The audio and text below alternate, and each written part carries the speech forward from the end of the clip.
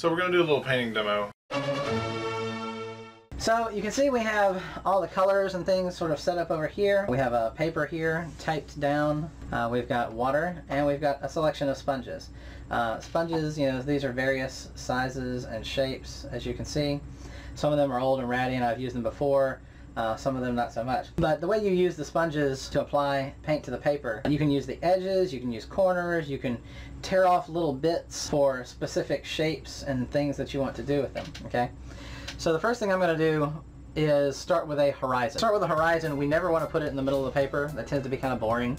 So think about putting it somewhere along a third or 2/3 or a quarter or 3/4, okay? And so for this one, in the original painting that I did, I think that I used probably a third. And so that's what we're going to start with. And this pencil line is just sort of a guide. And you can probably not even see it on the video, but I'm putting it down there just light enough just to give me a reference, okay? So whenever I start with a painting, what I'm going to start off with first, I'm going to go ahead and open up this image so I can reference it if I need to. What I start with first is laying down a couple of washes.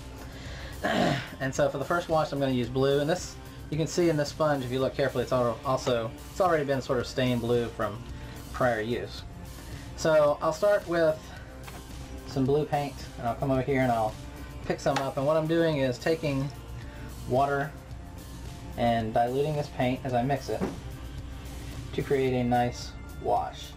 And for those of you who don't know, a wash is just a really fluid, very liquid mixture of paint. Now another thing to have on hand is tissue, okay? And that'll become apparent here in just a minute as to why. So this top half here I'm going to paint with a wash of blue. This bottom half here I'm going to paint with a wash of yellow.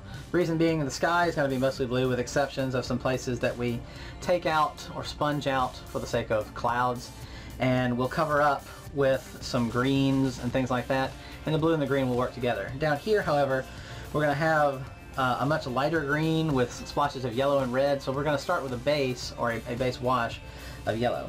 So I've got my sponge loaded up here, so we're just going to go ahead and start applying a wash. And you can see it's very fluid. I'm using a lot of water in the sponge as I do this. And what I'm going for is sort of an even coat. And we don't want to work it too much, okay, but we also want to be sure we don't have any splotches in there. And you'll see some little sort of pills of paint there. That's okay, that's going to happen, especially if you're using a sponge that you've broken apart. And then we'll come in and we will sponge out some areas. Now we'll go back in later with a richer color. Matter of fact, let me go ahead and we'll come back in with a richer color so that we have a little something more substantial there, because we got this sort of blue streak in there, and I want to be sure that we don't have anything that sticks out where we don't want it to stick out. And I'll take some of this out. So we just preserve some of the white of the paper, okay? Now we'll come back in later and add some variations into some of this cloud cover by darkening it up. Okay, that's going to be our sort of our baseline right there. Alright, so now let's do the same thing with some yellow, and we'll use a different sponge. Be sure we get all the blue out of that one. And we'll come over here and let's just pick up this brand new kitchen sponge here and squeeze it out really well. And we'll take a little bit of water, and I'm just going to just sort of wet most of my colors so we have sort of a substrate there to work on. Alright, so I'm going to come in here with some of the yellow that's more liquid. I'll pull some off. I'll bring it over here and I'll mix in a wash. Get off of there. And squeeze out most of the excess. Okay. And here, come in with our yellow wash. Now this one we're not going to blot out any because we want that yellow sort of base to be there and pretty vivid. We're probably not going to have anything white there on the ground, so we want that yellow not only to be there as a color, but also there as our basis for a tone. Okay. Alright, so now then, what we're going to do is we're going to start using the sponges to lay in areas of color. Alright, now in the image I'm looking at, We've got a lot of variation of light and dark. And remember that whenever you're doing watercolor, you always want to paint from light to dark, alright? So what I'll do is I'm just going to come in and take a brush, alright? And I'll come pick up some green paint. And we'll start with a very light green, because we're going to have a lot of greenery in here. And in fact, I'm going to add some yellow to that green, because I want to have sort of that sunlit quality with everything we start off with. And so we'll start with this and use this as a basis wherever we're going to have green stuff. No matter how dark the green is going to be or how much other color we add to it, this is where we're going to begin. Now that we've sort of got started, I'm going to stop talking and I'll go back with a voiceover, because we're probably going to speed this up, the video, because otherwise this YouTube video would be really, really long. So I'm going to stop here with a discussion, with talking, with description, and I'll come back later with voiceover and fill in any gaps and give any other instructions.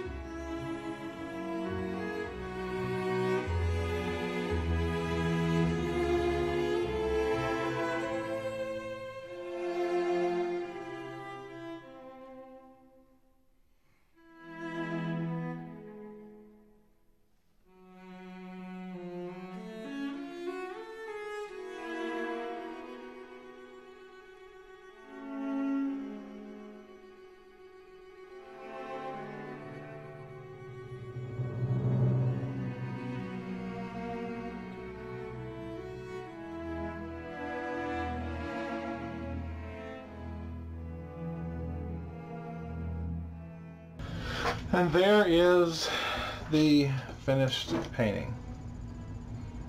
And there's a couple little spots here and there that I'm not exactly thrilled with, but you basically get the idea how you can use a sponge to create broken color. So I'm going to go ahead and take this up, and I'll take a good photo of it and put it in at the end of the video. Anyway, if you enjoyed this tutorial, please like, share it, subscribe to the channel, and thanks for watching. And so there's the finished painting. A little closer, a little better. There it goes. All right.